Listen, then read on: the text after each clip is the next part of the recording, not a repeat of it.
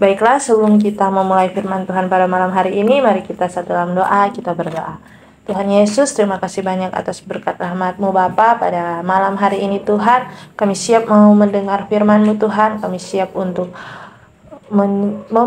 mempercayai akan firman-Mu Bapa. Kiranya firman yang Engkau beritakan malam hari ini bisa menjadi pedoman, pelita bagi setiap hati kami Tuhan, dan kami semakin yakin akan Engkau ya Bapa. Engkau adalah Allah kami, Tuhan Yesus, Raja di atas segala raja. Di dalam nama Tuhan Yesus kami berdoa, haleluya, puji Tuhan, amin. Baiklah, shalom. Pada malam hari ini kita akan membaca dan mendengarkan firman Tuhan, dan rindu untuk mendengarkan firman Tuhan. Jadi apa yang ingin Tuhan sampaikan kepada kita pada malam hari ini? Untuk itu mari kita buka dalam Yeremia 29 ayat 11. Sekali lagi Yeremia 29 ayat 11.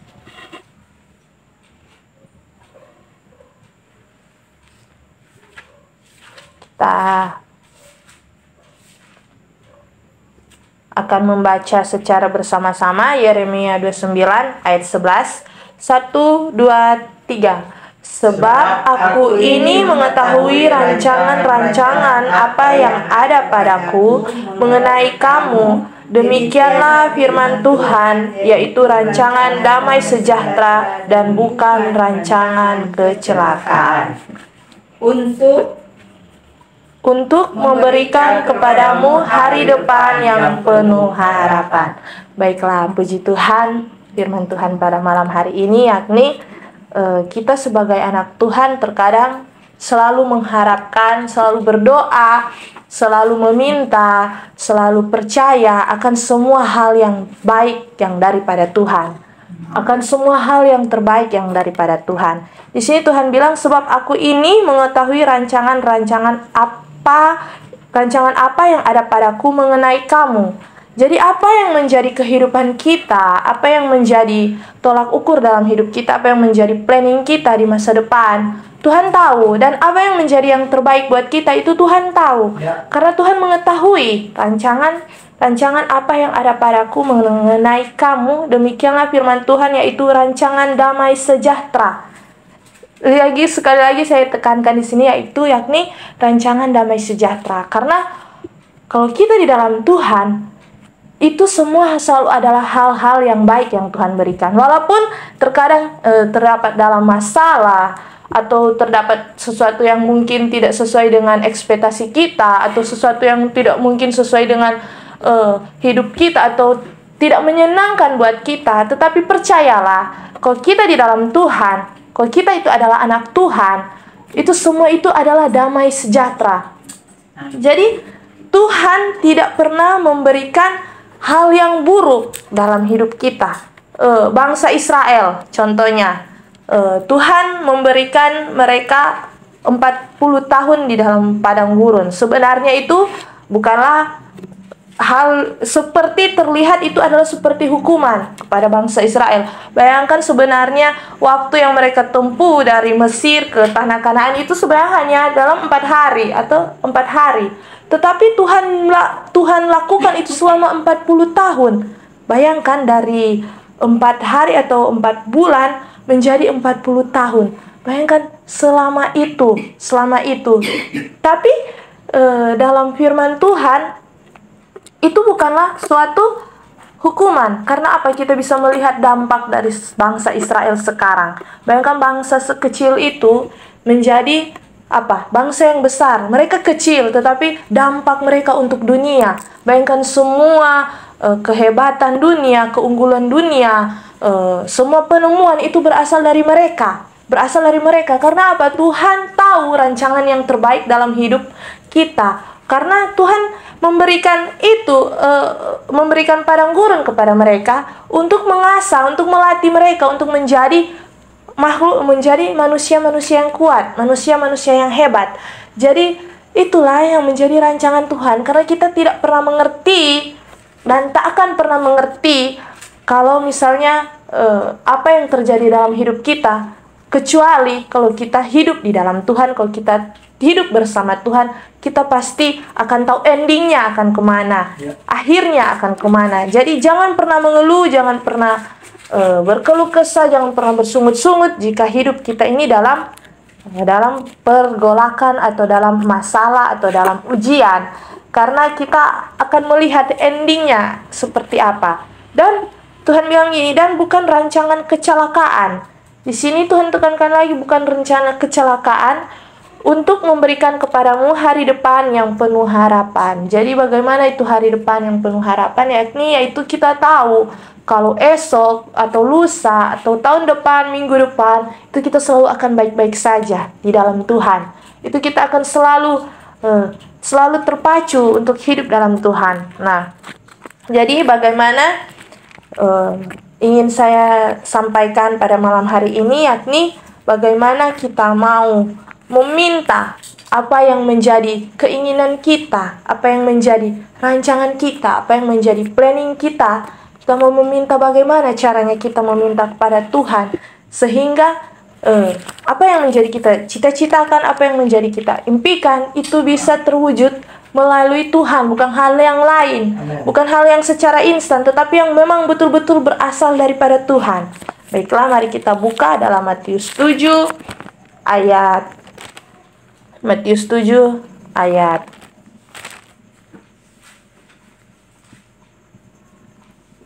9 sampai 11. 1, 2, 3. Adakah seorang daripadamu yang memberi batu kepada anaknya jika ia meminta roti, atau memberi ular jika ia meminta ikan?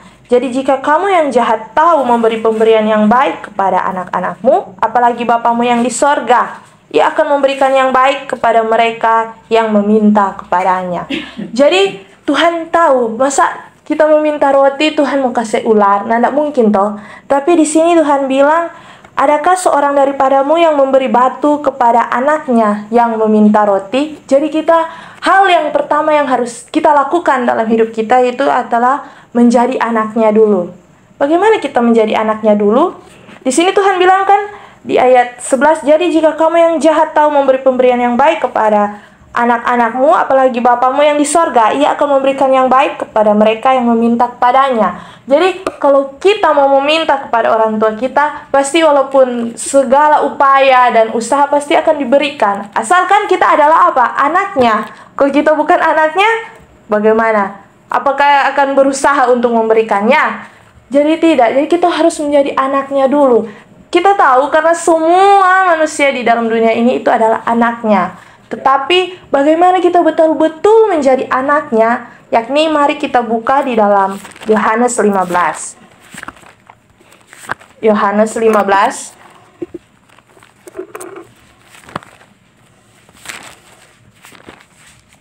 Yohanes 15 itu berbicara tentang dari ayat 1 sampai ayat 8 itu berbicara tentang pokok anggur yang benar.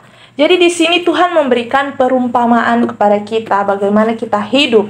Perumpamaan yang benar. Itu pokok anggur yang benar. Jadi di sini Tuhan bilang, akulah pokok anggur yang benar dan Bapakulah pengusahanya. Setiap ranting padaku yang tidak berbuah dipotongnya, dan setiap ranting yang berbuah dibersihkannya supaya ia lebih banyak berbuah. Kamu memang sudah bersih karena firman yang telah kukatakan kepadamu.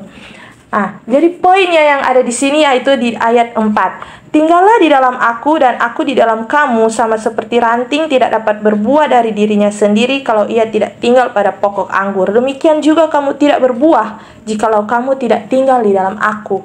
Jadi kalau kita mau menjadi anaknya, kita harus tinggal di dalam Tuhan. Kita harus melekat di dalam Tuhan. Jangan pernah jauh dari pokok anggur itu. Bagaimana kita bisa menghasilkan? Bagaimana kita bisa meminta? Bagaimana kita bisa berbuah kalau kita tidak tinggal di dalam Tuhan? Kalau kita tidak bersama dengan pokok anggur itu. Jadi itulah kita berbuah. Nah, di dalam ayat pokok anggur ini di dalam Yohanes 15 ayat 7. Ini dibilang jelas. Jikalau, di sini bilang jikalau, berarti jikalau kamu tinggal di dalam aku dan firmanku tinggal di dalam kamu, mintalah apa saja yang kamu kehendaki dan kamu akan menerimanya. Jadi kita akan menerimanya. Jikalau kamu tinggal di dalam aku dan firmanku tinggal di dalam kamu. Mintalah apa saja yang kamu kehendaki dan kamu akan menerimanya. Jadi semuanya, apapun yang terjadi, Tuhan itu memberikan rancangan damai sejahtera, rancangan sukacita, bukan rancangan kecelakaan. Dan Tuhan selalu memberikan yang terbaik buat anaknya. Bagaimana kita bisa menjadi anaknya itu? Kita tinggal di dalam Tuhan. Jangan jauh dalam perlindungan Tuhan, jangan jauh dalam zona Tuhan. Karena jika kita tinggal di dalam Tuhan dan firman-nya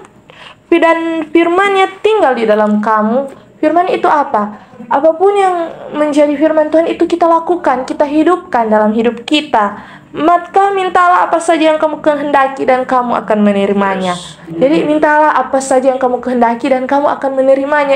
Itulah berkat, itulah hadiah yang Tuhan berikan untuk kita jikalau kita tinggal di dalam Tuhan.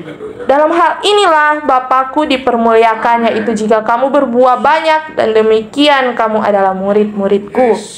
Jadi jika kita berhasil, jika kita menjadi orang yang hebat, jika kita menjadi orang yang kuat, bukan kita yang dipermuliakan, adalah Bapa kita yang kita sembah, Bapa kita yang kita percayai, Bapa kita yang kita permuliakan. Itulah yang akan dipermuliakan. Karena apa? Karena kita mendapatkan berkat yang berasal daripada Tuhan, bukan daripada hal-hal yang lain.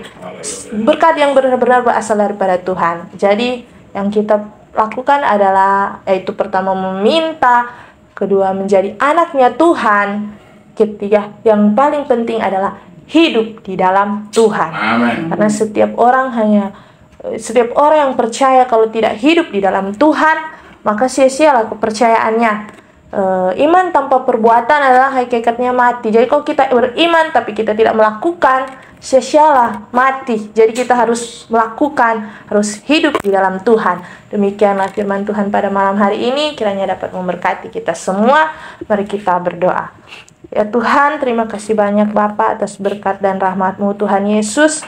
Bapa, terima kasih untuk firman-Mu pada malam hari ini, yakni Tuhan kita harus tinggal di dalam Engkau Bapa, agar kami Tuhan, apa saja yang kami minta, apa saja yang kami inginkan itu kami akan menerimanya Bapa. Karena rancangan yang Engkau berikan kepada kami adalah rancangan damai sejahtera ya Tuhan. Kami yakini dan percaya Tuhan, ajarlah kami Tuhan untuk selalu berlindung dalam naungan-Mu, tinggal di dalam-Mu Tuhan, agar kami tidak menjauh daripada-Mu Bapa. Di dalam nama Tuhan Yesus kami berdoa, haleluya, amin.